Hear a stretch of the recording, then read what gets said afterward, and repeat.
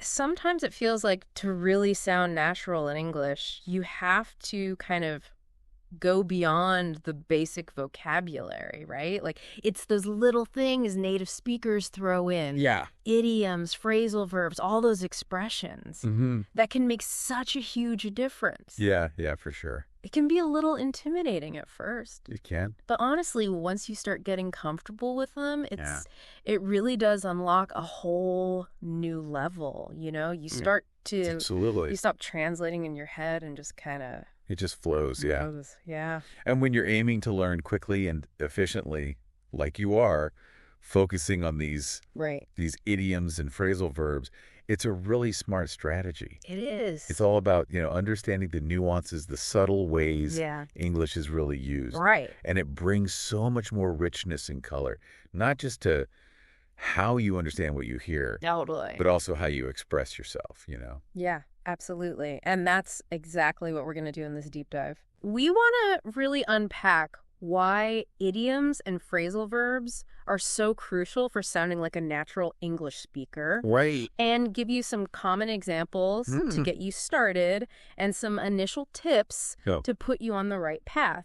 And we're drawing on actually a really great resource that we found that does a phenomenal job of breaking down how to understand and use these kind of linguistic gems. These little gems. Yeah, these little gems. Exactly. Mm-hmm. So to kick things off, let's talk about what exactly an idiom is. Okay, so an idiom, it's essentially a phrase Okay. where the meaning isn't just the literal meaning of all the words put together. You can't just take the words at face value. Exactly. It's figurative. Right. It operates on this like shared cultural understanding. Yeah. Almost like a code that you have to kind of crack Right. to really get it. Right. And it's also often like a way of being quite vivid or expressive about something without having to use a lot of words, right? Exactly. It's like a shortcut to conveying a really specific meaning. So, for example, the classic kick the bucket. Right. If you were to just look at those words individually, you'd have no idea what that actually meant, right? No idea. You would imagine someone, I don't know, doing some kind of strange dance with a bucket. Literally kicking a bucket. Right. Yeah, but of course we know it means to die. Exactly. Which is interesting because it's also a slightly humorous way of talking about something quite serious, right? Yes, it is. So there's that non-literal aspect that you mentioned, which can be a little tricky when you first start it can be to learn about idioms. Absolutely. And another great example is under the weather. Yeah. Again, not literally standing under the rain. Not at all. You're saying you don't feel well. Yeah, just feeling a bit unwell, maybe a bit tired. Right, but it's so much more evocative than just saying, I feel sick, right? Absolutely. That's interesting. Yeah, it adds that flavor. Yeah. Definitely. And once you start to recognize these, I mean, you will see them everywhere. Oh, everywhere. Everywhere. Absolutely. So let's look at a couple more. Okay. So break the ice. What's the story behind that one? So break the ice, it's a great idiom for those like social situations, right? Okay. When maybe you meet someone new, or you're in a setting that feels a little awkward and you want to do something to kind of ease the tension, get the conversation flowing. And it's almost like you're picturing, cracking that frozen surface of a lake so that the water can Yeah. I love that visual. It's a good one. Because you can really see it, right? Like if you're at a party and everyone's a little bit shy. Yeah. And then someone tells a funny story or a joke and suddenly it breaks the ice. Everyone's laughing. Everyone's relaxed. Relaxed, yeah. Yeah. So what about another one I always find interesting? Spill the beans. Oh, spill the beans. What does that mean exactly? So spill the beans. That means to reveal a secret. Yeah. Often unintentionally. Okay. So imagine like you have this container of, precious information, these beans. Right. And then you accidentally drop it. And all the beans spill out. They're all over the place. And now everyone knows the secret. Right. So if someone was planning a surprise party and then they accidentally mentioned it. Oh, yeah. They've spilled the beans. They spilled the beans. Now, what about those times when you've got to do something you really don't want to do, but you know you have to? Right. What do we say then? We say bite the bullet. Bite the bullet. It's like facing something difficult or uncomfortable with courage. Okay. And kind of grim determination. You know?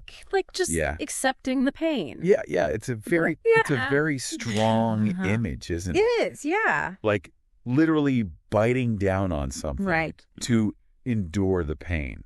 Like if you had to apologize to your boss for a mistake you made, you'd be biting the bullet. You'd be biting the bullet. So I think these examples really show how idioms add this extra layer of meaning, this cultural understanding that you wouldn't get from just... They make the language come alive. Yeah, they do. They make it come alive. So thinking about, your own learning journey, why is it important to understand these cultural shortcuts, these idioms? Well, for you, I think it's crucial because idioms are so deeply ingrained in how English is spoken every day. So, if you don't recognize those figurative meanings, you could easily misunderstand what someone is saying. Yeah, you could have the wrong idea. Completely the wrong idea. Completely. Or at least miss those little nuances that add so much to the meaning. Right, those little, subtexts and exactly the unsaid things, right. And when you grasp that idiomatic meaning, then the communication just becomes so much smoother. You connect with people on a more intuitive level. You're on the same wavelength. Exactly.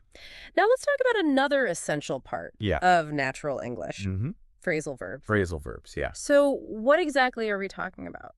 So phrasal verbs, they're verbs, right? Okay. But they combine with one or more particles. Okay. Which are usually prepositions or adverbs. Right. And they create this whole new verb that has a meaning that's often quite different from the original verb. Okay. So for example. Yeah. So a really clear one is give up. Give up, right? So give by itself. Yeah. It suggests transferring or handing over something. Right. But when you add that up, it completely changes the meaning to, stop trying or quit. Yeah, it's no longer about the physical act of giving something. It's about the mental state of giving up. Absolutely. And phrasal verbs, you hear them all the time. All the time. Native speakers. They're everywhere. They use them constantly. They're a core part of spoken English. Yeah. So if you want to sound fluent, understanding and using phrasal verbs is absolutely essential. Yeah. So let's dive into a few examples. Okay, great. Look after. Look after. What does that mean? Look after. That means to take care of someone or something, to be responsible for their well-being. Right. So if you ask a friend to look after your dog while you're on vacation, you're asking them to feed them, walk them, make sure they're okay. Yeah. Make sure they're happy and healthy. Here's another one. Take off. Take off. Now, that one can be a little tricky. It can, because it has a couple of different meanings depending on the context. Yeah. So how does that work? It's a great example, actually, of how, versatile phrasal verbs can be. Right. So in one context, it can refer to a plane leaving the ground. Right. So you might say, the plane is scheduled to take off at noon. Okay. Makes sense. But then it can also mean something like becoming successful. Very quickly. Okay. So you might say, her new business really took off after she launched that marketing campaign. Right. So the same two words. Yeah, different meanings. Completely different meanings. Based on the context. So here, off, as a particle, kind of suggests separation, from the ground, in the first case, or this like rapid increase like in popularity in the second case. Yeah. So a single phrasal verb can lead multiple lives. Absolutely. Now let's talk about run out of. Okay, run out of. What does that mean? So run out of, that means to have no more of something left. Yeah. To completely exhaust the supply. Okay, so like I run out of milk, I need to go to the store. Yeah, exactly. Right. Classic. And that brings us to kind of the tricky part you mentioned earlier about phrasal verbs, right? Yeah. That they can have multiple meanings. Multiple meanings. Depending on the context. And pickup is a great example. A great example of that, isn't it? Yeah. So pickup can mean, so many things. So many things. It can mean to physically collect something. Right. Pick up the groceries. Yeah, exactly. But it can also mean to learn something. Mm-hmm. Like, I picked up some Spanish while I was traveling. Yeah, just casually absorbing it. Or it could even mean to, like, improve or increase. Like, business is starting to pick up. Exactly. So the same combination of words creates all these different meanings. Depending on how it's used. So you can see how important it is to understand these little combinations because they can really... They're powerful. They're powerful. They can make a big difference to the meaning. Yeah.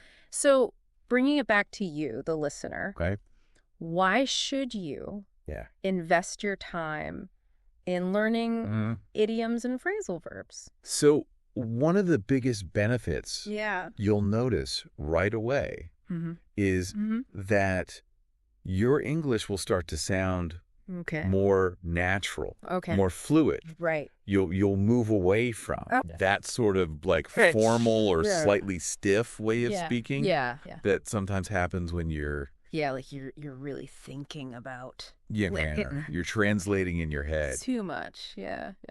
You're not using those natural chunks of language that native speakers use. Right. You said earlier there's almost like a rhythm to native speech. Right.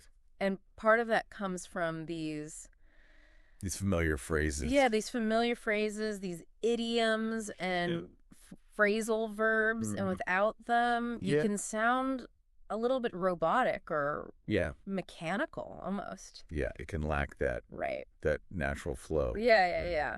So using these shows that you're really starting to... It shows a level of comfort. Yeah, comfort. A familiarity. Right. That allows you to express yourself more smoothly, more naturally. And native speakers use these all the time. Oh, all the time. Without even thinking about it. It's just how they... It's second nature. Second nature. Yeah. Like you said earlier, pick up the groceries. Exactly. They don't think about it. Yeah, it just comes out. It just comes out. Naturally. So knowing these will help you not only express yourself better, but also understand. Yeah. Understand native speakers better when you're listening to them. Yeah. You'll catch those nuances, you know. Right. Understand the real meaning behind it. And it's also about avoiding that. Yeah. Overly formal academic way of speaking, especially in casual settings. Exactly. You want to sound natural and relaxed. Yeah, you want to fit in a good way. Exactly. Yeah. Linguistically. Yeah. So it's about really making your English interactions more comfortable, more enjoyable. Enjoyable. For everyone. For everyone. So we talked about the what and the why. Let's get into some more. Let's get specific. Concrete examples. Yeah, absolutely. We talked about a few. But let's look at some more. Let's go back to like break the ice. Okay, break the ice. What kind of situations would you hear that in? You might hear it on a first date, at like a networking event. Okay. Or even just like in a meeting at work. Right. It's really any situation where there's that initial awkwardness and people want to kind of get the conversation flowing. Yeah. Like I've been to conferences where they actually have icebreaker activities. Oh, yeah. Which are specifically designed to break the ice. Literally break the ice. Yeah. So what about when someone perfectly identifies, a problem or comes up with just the right solution. That's when you say they hit the nail on the head. Hit the nail on the head. Like if they pinpoint the exact issue or give the most effective answer, you might say, you've hit the nail on the head. That's exactly what I was thinking, but couldn't say. Right. Yeah. It's like that perfect. It's like that precise. Yeah, precise. Yeah. Understanding. And what about when something's super easy? Ooh, that's a piece of cake. Yippee cake. Like that exam was a piece of cake. Exactly. Or don't worry about fixing the sink. It's a piece of cake. It just means it's simple, requires very little effort. Right. So under the weather we talked about, meaning like not feeling well. Yeah, not feeling great. How might someone use that in a sentence? They might say, oh, I'm feeling a bit under the weather today, so I think I'll stay home. Or, I can't come to the party. I'm a little under the weather. Right. It's just a gentle way. Right, it's not serious. Yeah, of saying you're not feeling 100%. Right. Yeah. What about working late into the night? That's burning the midnight oil. Burning the midnight oil. Yeah. So if you're like up all night studying or working on a project. Yeah. Yes. You're burning the midnight oil. You're burning the midnight oil. Bite the bullet. We talked about that one. What's another situation? Situations. Imagine someone who's terrified of flying. Okay. But they need to travel for like a family event. Right. They might say, I just got to bite the bullet and get on that plane. Right. Even though they're scared. Right. It's that kind of like reluctant but necessary. Yes, that acceptance of something unpleasant. So what about when it's not your responsibility to act anymore? Okay, yeah. It's someone else's turn. Then you say, the ball is in their court. The ball is in their court. Yeah. Okay. So like after a job interview, you might say, okay, I've done my best. Now the ball is in their court to decide. Right. It means it's their turn to make a decision or take action. Right. You've done everything you can. Exactly. Now it's up to them. Yeah. So if something is ridiculously expensive. And it costs an arm and a leg. Yeah. Okay, so like that new car costs an arm and a leg. Yeah, exactly. It's a way of saying it's really pricey. Excessively pricey. Yeah. Okay. Yeah. We talked about accidentally revealing a secret. Let the cat out of the bag. Let the cat out of the bag, yeah. So if you were planning a surprise party. And then someone mentioned it. Oh, no. To the person it was for. The cat's out of the bag. The cat's out of the bag. The cat's out of the bag. And finally. What about that unexpected positive outcome? Yeah. From something that seemed bad at first. That's a blessing in disguise. A blessing in disguise. Yeah. Okay, so like if you miss your flight, but then the flight you were supposed to be on crashes. Oh, wow. That's a blessing in disguise. That's a blessing in disguise, yeah. So these really give you a sense of how idioms are used in everyday conversation. Yeah, they're woven into the fabric of... Yeah, they're everywhere. Yeah, how people speak. Now let's do the same for phrasal verbs. Sounds good. So turn up. Turn up. Can mean to arrive. Yeah. Or to increase. Yeah. Right? Can you give us an example of each? So for arrive, you could say... We were worried he wouldn't turn up for the meeting, but he did. Okay. And then for increase, you might say, could you turn up the music? I can't hear it. Okay, so same words. Different meanings. Meanings, okay. Yeah. What about look forward to? Look forward to. That's when you're excited about something that's going to happen in the future. Okay. So you might say, I'm really looking forward to my vacation next month. Right. So it always has this... It has that positive connotation. Yeah, absolutely. Get along with. Why is that so important? Get along with is so important because, you know... Yeah. We all need to have good relationships with people in our lives. That's right. And so you might say, I get along really well with my colleagues at work. Okay. Or... I don't really get along with my neighbor. Right. It's all about those social connections and how harmonious or... Right, or not they are. Right. Bring up, how do you use that in a meeting, for example? Oh, yeah. So in a meeting, you might say, I want to bring up the topic of the new budget. Okay. Or can we bring up the issue of the marketing campaign? Right. So it's about introducing a topic. For discussion. Yeah. Okay, look after. We talked about that. Look after, yeah. What are some examples of the responsibilities? So responsibilities could be, asking someone to look after your pet while you're away. Mm-hmm. But it could also be like in a work context. Right. Your boss might say, can you look after this project? Right. Meaning, manage it, take care of it. Take care of all the details. Yeah. Give up. We said it usually means to stop trying, but it can also be used in a more... It can have a lighter usage? Yeah. So, for example... So you might say, like, I've given up trying to understand the latest fashion trends. Oh, okay. It's like you've accepted defeat. Right. But in a humorous way. Humorous way. Yeah. Run into, yeah. Meaning to meet someone unexpectedly. Yeah. Unexpectedly. How often do you run into people you know? Well, it depends, right? If you live in a big city, you might run into people all the time. Yeah. But if you live in a small town, maybe not so much. Right. But it's always that element of surprise. Yeah.